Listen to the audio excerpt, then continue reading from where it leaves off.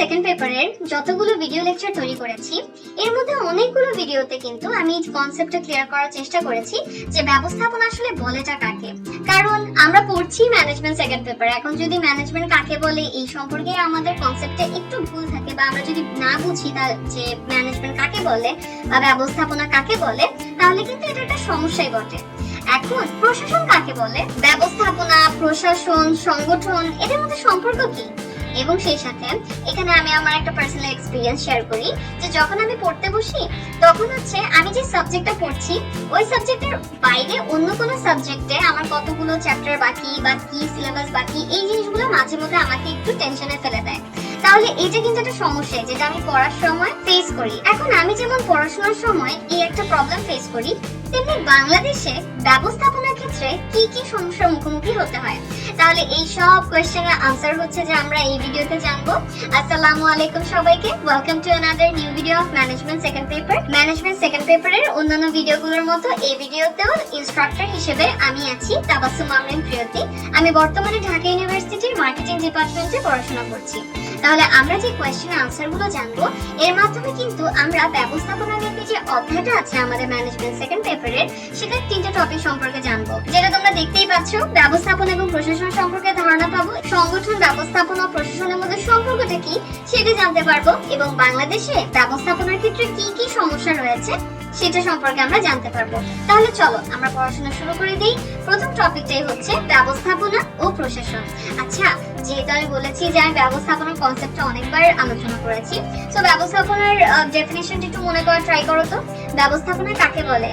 প্রতিষ্ঠানে যে উপায় উপকরণাদি আছে সেগুলো যদি কার্যকরভাবে ব্যবহার করা যায়, অর্থাৎ উপায় উপকরণাদিগুলো কার্যকরভাবে ব্যবহার করে প্রতিষ্ঠান যেন লক্ষ্যে পৌঁছাতে পারে, সেজন্য পরিকল্পনা, সংগঠন, কর্মী সংস্থান, নির্দেশনা, প্রেরণা, সমন্বয় ও নিয়ন্ত্রণ কাজকে ব্যবস্থাপনা বলে থাকে। এবং ব্যবস্থাপনা কাজের সাথে যারা জড়িত তাদেরকে বলা হয় ব্যবস্থাপক। এখন আমরা ফার্স্ট চ্যাপ্টারে একটা টপিক পড়েছিলাম ব্যবস্থাপনার বিভিন্ন স্তর বা পর্যায়। তো ওখানে আমরা জেনেছিলাম যে ব্যবস্থাপনার পর্যায়টাকে তিনটা ভাগে ভাগ করা যায়, বা ব্যবস্থাপনার স্তর হচ্ছে তিনটি: উচ্চ পর্যায়ের ব্যবস্থাপনা, মধ্য পর্যায়ের ব্যবস্থাপনা এবং নিম্ন পর্যায়ের ব্যবস্থাপনা। তো ব্যবস্থাপনার উপরি পর্যায়ে যারা আছে, যেসব ব্যক্তিবর্গ আছে, তাদের প্রয়াস প্রচেষ্টাকে বলা হয় হচ্ছে প্রশাসন। অর্থাৎ উচ্চ পর্যায়ের ব্যবস্থাপনায় যেসব ব্যক্তিবর্গ যারা আছেন তাদের প্রয়াস প্রচেষ্টাকেই বলা হয় হচ্ছে প্রশাসন। তাহলে প্রশাসন কাকে বলে, এটার অ্যান্সারটা পাওয়া গিয়েছে। এখন একটা প্রতিষ্ঠানের সংগঠন কাঠামোর বিভিন্ন পর্যায়ে কিন্তু বিভিন্ন ধরনের ব্যবস্থাপক হচ্ছে কাজ পরিচালনা করে থাকে। এখন স্তরভেদে কাজের পার্থক্য কিন্তু থেকে থাকে, কিন্তু যেই পর্যায়ে হোক না কেন সবখানেই কিন্তু সব পর্যায়ে কিন্তু ব্যবস্থাপনার যে বেসিক কাজগুলো আছে, মানে ব্যবস্থাপনা প্রক্রিয়ার যে কাজগুলো আছে ওগুলো করাই লাগে। এখন যে বললাম কাজ ভেদে হচ্ছে যে তোমার স্তরে স্তরে একটু পার্থক্য আছে, স্তর ভেদে পার্থক্য রয়েছে। তো এই পার্থক্যগুলোকে একটা এক্সাম্পলের মাধ্যমে বলি। হ্যাঁ, যেমন উচ্চ পর্যায়ে ব্যবস্থাপনার সাথে যারা জড়িত থাকে তাদের কাজ কিন্তু থাকে যে তারা প্রতিষ্ঠানের দীর্ঘমেয়াদী পরিকল্পনা কি হবে তারা সেই কাজের সাথে জড়িত থাকে, এবং সেই সাথে নীতি কৌশল কি হবে সেটা নির্ধারণ করেন। এখন এই উচ্চ পর্যায়ে যে নীতি কৌশল নির্ধারণ করা হয় এবং দীর্ঘমেয়াদী পরিকল্পনা গ্রহণ করা হয়, ওইটাই কিন্তু বাস্তবায়ন করার জন্য মধ্য পর্যায়ের ব্যবস্থাপকগণ বিভাগীয় পরিকল্পনা তৈরি করা সহ নিচের স্তরে যারা ব্যবস্থাপক আছেন তাদের নিকট থেকে কাজ আদায় একটা মুখ্য ভূমিকা পালন করে থাকেন। এখন কথা হচ্ছে এই যে উচ্চ পর্যায়ে ব্যবস্থাপনা, তাদেরকে আলাদা করতে বা তাদের স্বাতন্ত্র্য নির্ধারণ করার সুবিধার জন্য তাদেরকে বলা হয় হচ্ছে প্রশাসন। এখন প্রশাসন হচ্ছে আমাদের দেহের ব্রেনের মতো। যেমন আমাদের ব্রেন বা মস্তিষ্ক আমাদেরকে যেটা ইনস্ট্রাকশন দেয় আমরা কিন্তু অঙ্গ প্রত্যঙ্গের সাহায্যে ওই কাজটাই করি, ঠিক আছে? তেমনি প্রশাসন এই কাজটা করে। যে প্রশাসন কি করে, যে সামগ্রিক ব্যবস্থাপনায় কিন্তু প্রশাসনই মুখ্য ভূমিকা পালন করে থাকে এবং দীর্ঘমেয়াদী পরিকল্পনা কি হবে, নীতি কৌশল কি হবে, একটু আগে যে বললাম সেগুলো নির্ধারণ করে থাকে। এবং ব্যবস্থাপনা অর্থাৎ মধ্য পর্যায়ের ব্যবস্থাপনা এবং নিম্ন পর্যায়ের ব্যবস্থাপনা কিন্তু সেটা বাস্তবায়ন করে থাকে। তো এই ক্ষেত্রে এটা যদি আমরা জাজ করি তাহলে ব্যবস্থাপনা কিন্তু প্রশাসনের অধীন, কারণ ব্যবস্থাপনার কিন্তু প্রশাসন যে দীর্ঘমেয়াদী পরিকল্পনা গ্রহণ করছে ওইটাই তারা বাস্তবায়ন করে। তাহলে এই হিসেবে হলো কিন্তু ব্যবস্থাপনা প্রশাসনের অধীন, রাইট? এই চিত্রের মাধ্যমে কিন্তু আমরা এটা দেখতে পাচ্ছি যে প্রশাসন এই চিত্রের মাধ্যমে আমরা দেখতে পাচ্ছি যে প্রশাসন হচ্ছে মূলত বোঝায় এই যে উচ্চ পর্যায়ের ব্যবস্থাপনার সাথে যারা জড়িত সেটা। আর ব্যবস্থাপনা হচ্ছে মধ্য পর্যায়ের ব্যবস্থাপনা, নিম্ন পর্যায়ের ব্যবস্থাপনার সাথে যারা জড়িত এই অংশটাকে হচ্ছে ব্যবস্থাপনা বলা হচ্ছে। এবং এই ব্যবস্থাপনা হচ্ছে প্রশাসনের অধীন কনসেন্সে যে প্রশাসন যে পরিকল্পনাগুলো গ্রহণ করে থাকে সেটাই হচ্ছে পরবর্তীতে ব্যবস্থাপনা বাস্তবায়নের জন্য চেষ্টা চালায়। এবং সেই সাথে ক্ষমতা এবং কর্তৃত্ব কিন্তু এই পর্যায়ে সবচেয়ে বেশি থাকে, পরে গ্র্যাজুয়ালি এটা হচ্ছে কমতে থাকে, যতই নিচের স্তরে যেতে থাকে ততই কমতে থাকে। আর একটা বৃহদায়তন প্রতিষ্ঠানে প্রশাসনিক পর্যায়ে শীর্ষ নির্বাহীর সংখ্যা কম থাকে, কিন্তু এই পর্যায়গুলোতে ব্যবস্থাপকের সংখ্যা বেশি থাকে। এই পর্যায়ে অর্থাৎ প্রশাসনিক পর্যায়ে হচ্ছে যারা থাকেন, প্রশাসনে যারা থাকে তারা মানসিক শ্রম রিলেটেড কাজে হচ্ছে বেশি জড়িত থাকেন, বেশি ইনভলভড থাকেন। এটা কিন্তু বোঝাই যায়, কেননা তারা কিন্তু দীর্ঘমেয়াদী পরিকল্পনা, নীতি কৌশল এই জিনিসগুলো নির্ধারণ করেন। তো এই জিনিসগুলো তো আসলে মানসিক শ্রমেরই অন্তর্ভুক্ত, তাই না? আর মধ্য পর্যায়ের ব্যবস্থাপনা এবং নিম্ন পর্যায়ের ব্যবস্থাপনা হচ্ছে এই নীতি কৌশল ও দীর্ঘমেয়াদী পরিকল্পনা যেগুলো প্রশাসনের পক্ষ থেকে না হয়ে থাকে সেগুলো বাস্তবায়নে বেশি জড়িত থাকে। এবং শারীরিক শ্রম যেটা বলে সেটার সাথে তারা হচ্ছে বেশি ইনভলভ থাকে। মূলত মধ্য পর্যায়ের ব্যবস্থাপনা থেকে নিম্ন পর্যায়ের ব্যবস্থাপনায় কিন্তু শারীরিক শ্রমটা বেশি দরকার পড়ে, অর্থাৎ যত নিচের দিকে যেতে থাকে তত হচ্ছে যে তোমার শারীরিক শ্রমের পরিমাণও বাড়তে থাকে। তো এটা হচ্ছে ব্যবস্থাপনা এবং প্রশাসন এই সম্পর্কিত তোমাদেরকে একটা ডিটেইলড আইডিয়া দিলাম যে প্রশাসন আসলে কাকে বলে। তো এই জিনিসগুলোই আমরা একটা চিত্রের সাহায্যে হচ্ছে বুঝে নিলাম। তো ব্যবস্থাপনার স্তর এবং ব্যবস্থাপনার কোন স্তরে কোন কোন পদের মানুষ নিয়োজিত থাকে এই রিলেটেড কিন্তু একটা টপিকই আছে আমাদের ফার্স্ট চ্যাপ্টারে।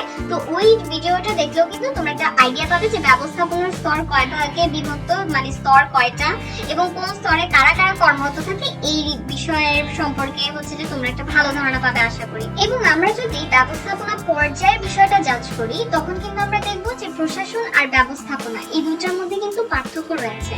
প্রশাসন হচ্ছে উচ্চ পর্যায়ের ব্যবস্থাপনার ব্যক্তিবর্গদের সাথে সম্পৃক্ত, যেখানে ব্যবস্থাপনা হচ্ছে যে তোমার মধ্য পর্যায়ের ব্যবস্থাপনা এবং নিম্ন পর্যায়ের ব্যবস্থাপনার সাথেই কিন্তু সম্পৃক্ত। আবার কাজের মধ্যেও কিন্তু ভিন্নতা আছে। যদি আমি ব্যবস্থাপনার স্তর বা পর্যায় ভেদে চিন্তা করি তাহলে প্রশাসন এবং ব্যবস্থাপনা এই দুইটা কনসেপ্টের মধ্যে কিন্তু পার্থক্য বিদ্যমান। এখন আমরা নেক্সট টপিকে চলে যাই।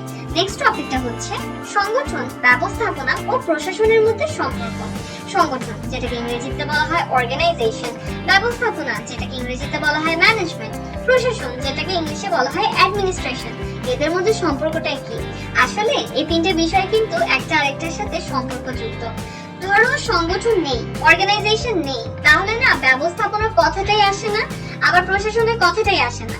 তো এই জিনিসগুলোর কিন্তু পারস্পরিক সম্পর্ক রয়েছে। আবার একটু আগে বললাম ব্যবস্থাপনার পর্যায়ের দিক চিন্তা করলে কিন্তু ব্যবস্থাপনা এবং প্রশাসন দুটো কিন্তু সেম জিনিস না।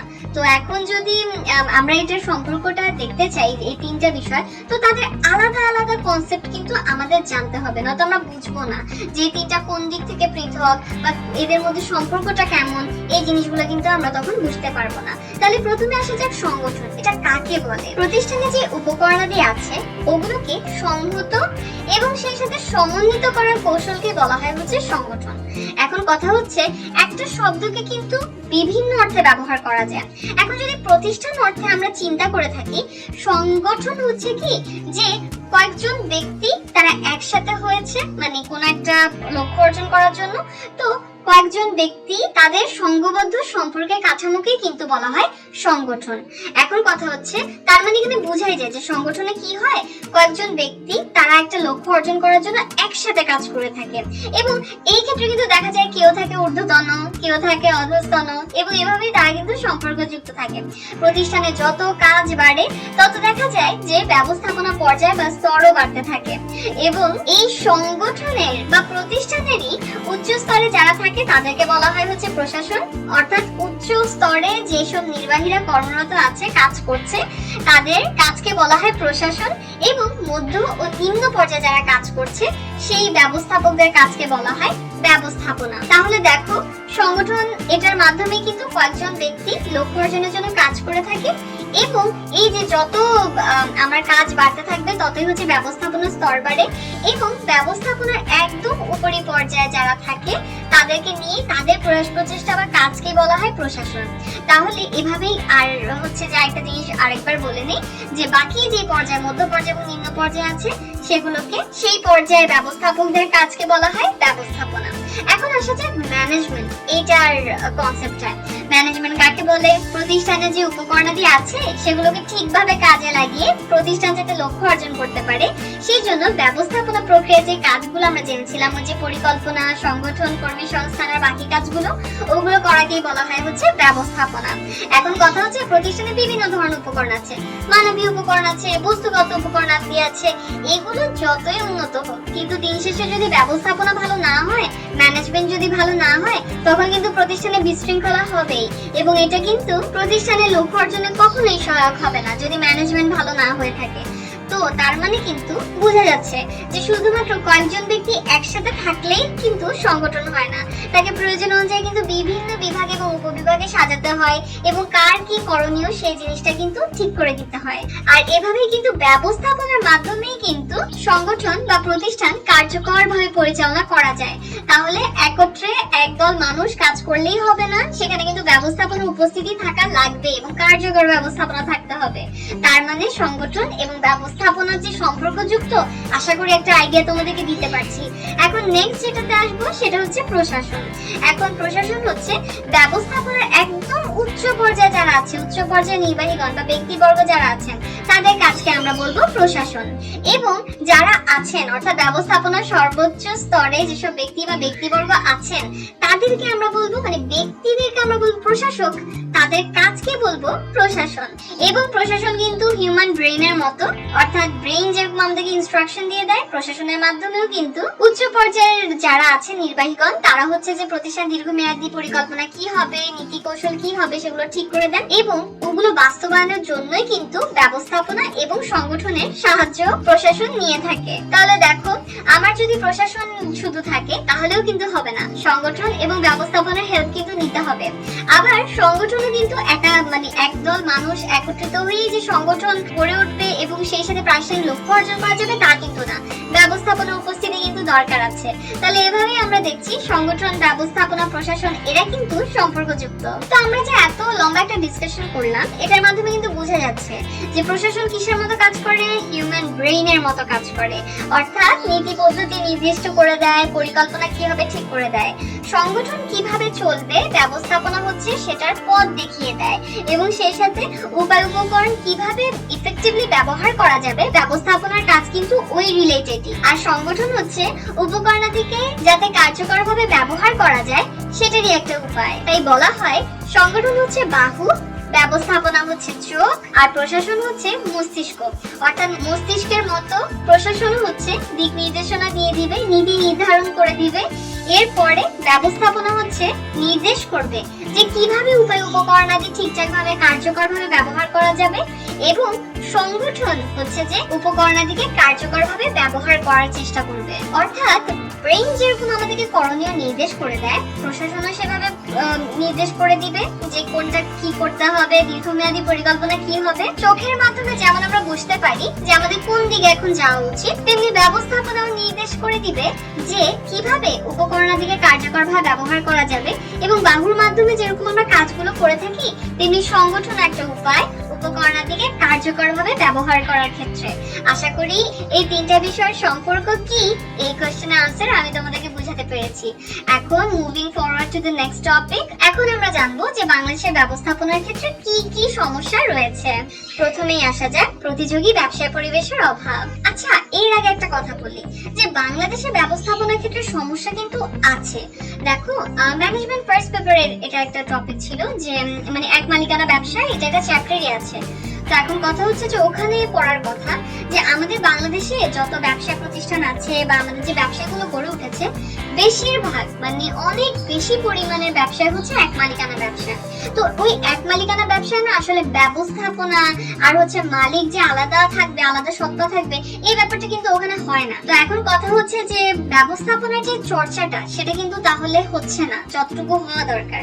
আবার সেই সাথে ব্যবস্থাপনার মান, ব্যবস্থাপনার উন্নয়ন হওয়া, এই জিনিসগুলো তো এক মালিকানা ব্যবসায় তেমন একটা গুরুত্ব পায় না, কেননা এখানে তো মালিক আর হচ্ছে ব্যবসা এটা হচ্ছে অভিন্ন সত্তা, তারা সেমই, তাই না? আর বাকি যে বৃহদায়তন প্রতিষ্ঠানগুলো আছে সেখানে অনেক সময় হয় কি যে যারা ব্যবস্থাপনা বিষয় তেমন একটা পড়েনি, মানে যাদের ওই রিলেটেড কোন তাত্ত্বিক জ্ঞান নেই, থিওরিটিক্যাল নলেজ নেই, তাদেরকেও ব্যবস্থাপকের ভূমিকা দেওয়া হচ্ছে। তো এর ফলে তারা তো ওই থিওরিটিক্যাল নলেজটা তারা হচ্ছে যে জানে না, এরপরেও ব্যবস্থাপকের দায়িত্ব যখন তারা পাচ্ছে কিছু অদক্ষতা তো তখন থেকেই যাচ্ছে এবং আলটিমেটলি ব্যবস্থাপনার ক্ষেত্রে কিন্তু তখন সমস্যা সৃষ্টি হচ্ছে। তাহলে এই জিনিসটা কিন্তু এগ্রি করতেই হয় যে বাংলাদেশে হ্যাঁ ব্যবস্থাপনার ক্ষেত্রে বেশ কিছু সমস্যা কিন্তু বিদ্যমান। তো স্পেসিফিক্যালি কিছু পয়েন্ট গুলো আমরা এখন জানবো যে কি কি সমস্যা। প্রথমত প্রতিযোগী ব্যবসায় পরিবেশের অভাব। এখানে কি হয় যে আমাদের দেশে হচ্ছে একচেটিয়া ব্যবসায় পরিবেশ বিদ্যমান এবং একজন মানুষ সে হচ্ছে যে তার তাত্ত্বিক জ্ঞান নেই ব্যবস্থাপনা বিষয়, সে ব্যবস্থাপক হয়ে যাচ্ছে।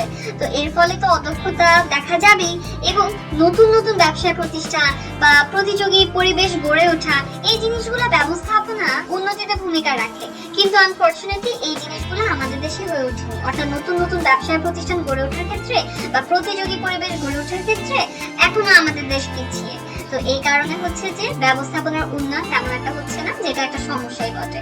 নেক্সট হচ্ছে পেশা হিসেবে মর্যাদার অভাব। এটা হচ্ছে উন্নত বিশ্বে কিন্তু দেখা যায় যে ব্যবস্থাপনা পেশা হিসেবে যথেষ্ট মর্যাদা পাচ্ছে, কিন্তু আমাদের দেশে এটা এখনো পেশা হিসেবে স্বীকৃতি পায়নি। তো এই জন্য খুব ইজিলি মানুষ হচ্ছে যে ম্যানেজার হয়ে যাচ্ছে, যেখানে তার ম্যানেজার বা ম্যানেজমেন্ট রিলেটেড প্রাথমিক জ্ঞানও নেই। তো এর ফলে কিন্তু এটা পেশা হিসেবে মর্যাদার অভাব যে দেখা যাচ্ছে ব্যবস্থাপনার ক্ষেত্রে আমাদের দেশে, তো এটাও কিন্তু দেখা যাচ্ছে যে ব্যবস্থাপনার ক্ষেত্রে একটা সমস্যা আমাদের বাংলাদেশে। এবং যেহেতু অনেক অদক্ষ মানুষও ম্যানেজার হয়ে যাচ্ছে, এর ফলে কিন্তু ব্যবস্থাপনার যে মানোন্নয়ন সেটা কিন্তু ক্ষতিগ্রস্ত হচ্ছে। নেক্সট হচ্ছে সহযোগী প্রতিষ্ঠানের অভাব। আচ্ছা, আমাদের দেশে ব্যবস্থাপনার উন্নয়নের জন্য যে সহযোগী প্রতিষ্ঠান দরকার সেটার কিন্তু বড়ই অভাব।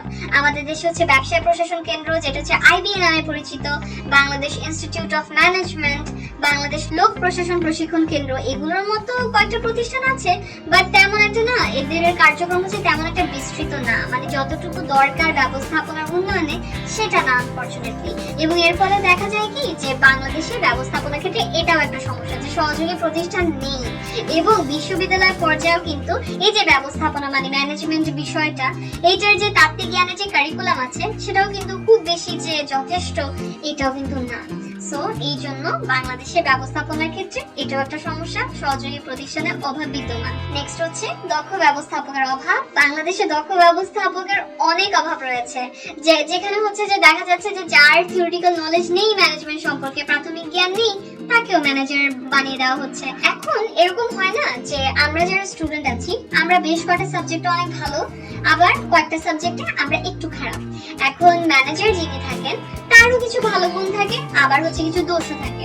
এখন যদি গুণের কথা একদমই বলা না হয়, খালি দোষের কথাই বলা হয়, তাহলে কিন্তু এটা ব্যবস্থাপককে কি করে নিরুৎসাহিত করে তার কাজের ক্ষেত্রে। তো এই জিনিসটা না আমাদের দেশে হয় কি যে যারা হচ্ছে অনেক ভালো ম্যানেজার তাদের দোষগুলোকে অনেক বেশি হাইলাইট করা হয়, কিন্তু আনফরচুনেটলি তাদের ভালো গুণগুলোকে তেমন একটা ফোকাস করা হয় না। তো এর ফলে হচ্ছে যে যারা দক্ষ ব্যবস্থাপক তারা হচ্ছে নিরুৎসাহ বোধ করে, আবার বাকি যারা আছে যারা ব্যবস্থাপক হতে চায় তারাও কিন্তু তখন একটু নিরুৎসাহ বোধ করে। যদি দোষ ত্রুটি গুলো সাইডে রেখে ভালো দিকগুলোর প্রচারণা বেশি করা হয় তাহলে কিন্তু বাকিরা উৎসাহ পেত। তো এই জন্যই দেখা যায় যে এই সকল কারণেও কিন্তু দক্ষ ব্যবস্থাপকের অভাব রয়েছে আমাদের দেশে, এবং এটা অবশ্যই বাংলাদেশের ব্যবস্থাপনা একটা সমস্যার মধ্যেই পড়ে। আরো বেশ কয়েকটা সমস্যা আছে আছে যেটা আমরা এখন জানবো। তো সেটা হচ্ছে আধুনিক দৃষ্টিভঙ্গির অভাব। যে জিনিসটা হয় যে আমাদের দেশে যারা মালিক পক্ষ আছে, শ্রমিক কর্মচারী, ব্যবস্থাপক, তো সবাই না মানে যেটা হয়ে আসছে ওই গতানুগতিক মানসিকতার অধিকারী। আধুনিক ব্যবস্থাপনা পদ্ধতি সম্পর্কে যে কেউ জানবে, রিসার্চ করবে, গবেষণা করবে, সেই ব্যাপারে কেউই হচ্ছে সচেতন না তেমন একটা। এর ফলে দেখা যায় কি যে ব্যবস্থাপনার ক্ষেত্রে যে উদ্যম, উৎসাহ, নতুন চিন্তা, গবেষণা, তো এই জিনিসগুলো যে অনুপস্থিত, এর ফলে অদক্ষতা বৃদ্ধি পাচ্ছে এবং সেই সাথে নতুনত্ব আসছে না, আপগ্রেড হচ্ছে না। যখন আমরা একটা মোবাইল এটার আপগ্রেড ভার্সন ইউজ করি তখন নতুন নতুন ফিচার অ্যাড করে না, তো সবকিছুতেই তো একটু গবেষণা দরকার, নতুনত্ব আনা দরকার। কিন্তু যেহেতু গতানুগতিক মানসিকতার অধিকারী আমাদের দেশের যারা মালিকরা আছে, শ্রমিকরা আছে, তারপরে হচ্ছে ব্যবস্থাপকরা আছে তারা, তো এই জন্য না আধুনিক দৃষ্টিভঙ্গির অভাবের কারণে এই দেখা যায় যে ব্যবস্থাপনায় অদক্ষতাও দেখা যায়, আবার একটা স্থবিরতাও কাজ করে। নেক্সট হচ্ছে প্রশিক্ষণের অভাব। এখন আমাদের দেশের ব্যবস্থাপনার কথা যদি বলি তাহলে ব্যবস্থাপনার মান উন্নয়ন করার জন্য না কোনো প্রশিক্ষণ ব্যবস্থা তেমন একটা মানে খুব ইফেক্টিভ প্রশিক্ষণ ব্যবস্থা কিন্তু করে উঠেনি। এবং হ্যাঁ, ক্ষেত্র বিশেষে প্রশিক্ষণের ব্যবস্থা করা হয় কিন্তু তা তেমন একটা ভালো আউটপুট দিচ্ছে না। তো কেউ যদি ব্যবস্থাপনা বিষয়ে উন্নতির কথা ভাবেও কিন্তু যেহেতু প্রশিক্ষণের অভাব রয়েছে তাদের পক্ষে পসিবল হয় না সুষ্ঠু প্রয়োগটা করা, কারণ ট্রেনিং এর তো দরকার পড়ে, তো সেই ট্রেনিং এর তো অভাব রয়েছে। তো এর ফলে দেখা যায় যে ব্যবস্থাপনার যে কার্যকর প্রয়োগ এটা সম্ভব হয় না। আচ্ছা, নেক্সট হচ্ছে শ্রমিক ব্যবস্থাপনা সম্পর্কের অভাব। এখন আমাদের দেশে দুঃখজনক ভাবে শ্রম ব্যবস্থাপনা সম্পর্ক তেমন কাম্যমানের না এবং যারা যেসব শ্রমিক কর্মীরা আছে তারা তাদের অধিকার সম্পর্কে তেমন একটা সচেতন না এবং তাদের সাথে কিন্তু অনেক দুর্ব্যবহারও করা হয়, যেটা আসলেই খুবই দুঃখজনক। এবং এই জিনিসটা এর কারণে দেখা যায় যে দক্ষ ব্যবস্থাপনা গড়ে ওঠার যে একটা ব্যাপার সেটা হয়ে ওঠে না। আর নেক্সট হচ্ছে রাজনৈতিক অস্থিতিশীলতা। এটা হচ্ছে কি আমাদের দেশে এই রাজনৈতিক অস্থিতিশীলতাও কিন্তু ব্যবস্থাপনার উন্নয়নে একটা বড় ধরনের বাধা। আর এই ধরনের অস্থিতিশীলতার ক্ষেত্রে কিন্তু ব্যবস্থাপক ও ম্যানেজারদেরও কিন্তু কিছু করার থাকে না। তো এইসব কারণেও কিন্তু অনেক ব্যবস্থাপক উৎসাহ হারায় ফেলে এবং সামগ্রিকভাবে দেখা যায় যে ব্যবস্থাপনাই অদক্ষ হয়ে পড়ে। তাহলে এই ক্ষেত্রে বলা যায় যে বেশ কিছু সমস্যা আছে। তো এই সমস্যাগুলোর সমাধান বের করে যদি কাজ না করা হয় তাহলে কিন্তু আমাদের দেশে অর্থনৈতিক উন্নয়ন সম্ভব না, কারণ ব্যবস্থাপনা সব জায়গায় প্রয়োগ করা দরকার। কার্যকরভাবে ব্যবস্থাপনা প্রয়োগ করা না গেলে আলটিমেটলি কিন্তু এটা কোনোদিনই প্রাতিষ্ঠানিক লক্ষ্য অর্জন করতে পারে না এবং এর একটা এফেক্ট কিন্তু অর্থনৈতিক ক্ষেত্রেও পড়ে থাকে, অর্থনৈতিক উন্নয়নও হয় না। তো অবশ্যই এই সমস্যাগুলো সমাধানের ক্ষেত্রে কিন্তু যারা এটার সাথে কানেক্টেড সবাইকে কিন্তু ভূমিকা পালন করতে হবে। তাহলে এইভাবে আমরা 3টা টপিক কভার করে ফেললাম। এখন একটা কোয়েশ্চেন আছে তোমাদের জন্য, খুবই ইজি। আমরা একদম শুরুতে প্রশাসনের কনসেপ্ট সম্পর্কে পড়েছিলাম না? তাহলে ওই রিলেটেড একটা কোয়েশ্চেন, ব্যবস্থাপনার কোন পর্যায়ের অধিষ্ঠিত ব্যক্তি বা ব্যক্তিবর্গের প্রয়াস প্রচেষ্টাকে প্রশাসন বলা হয়? উচ্চ পর্যায়ে, মধ্য পর্যায়ে নাকি নিম্ন পর্যায়ে? যাদের যাদের মনে আছে প্রশাসন কাকে বলে তাদের কিন্তু এই কোয়েশ্চেনের আনসারটা পারার কথা। তাহলে যাদের মনে হচ্ছে নিম্ন পর্যায়ে, অ্যানসার কারেক্ট হয়নি। যাদের মনে হচ্ছে মধ্য পর্যায়ে, তাদেরও অ্যানসার কারেক্ট হয়নি। এবং তাহলে এখন বুঝাই যাচ্ছে যে উচ্চ পর্যায়ে যারা ভাবছে যে ব্যবস্থাপনা উচ্চ পর্যায়ে অধিষ্ঠিত ব্যক্তি বা ব্যক্তিবর্গের প্রয়াস প্রচেষ্টাকে প্রশাসন বলা হয়, কংগ্রেচুলেশনস, তোমাদের অ্যানসার হচ্ছে একদম কারেক্ট। তাহলে কে কে একদম কারেক্ট অ্যানসার দিয়েছো কমেন্ট সেকশনে কিন্তু আমাকে জানাতে পারো। আর এই গেল আমাদের আরো একটা চ্যাপ্টার, ব্যবস্থাপনা নীতি। আশা করি টপিকগুলো তোমরা বুঝতে পেরেছো। ধন্যবাদ সবাইকে।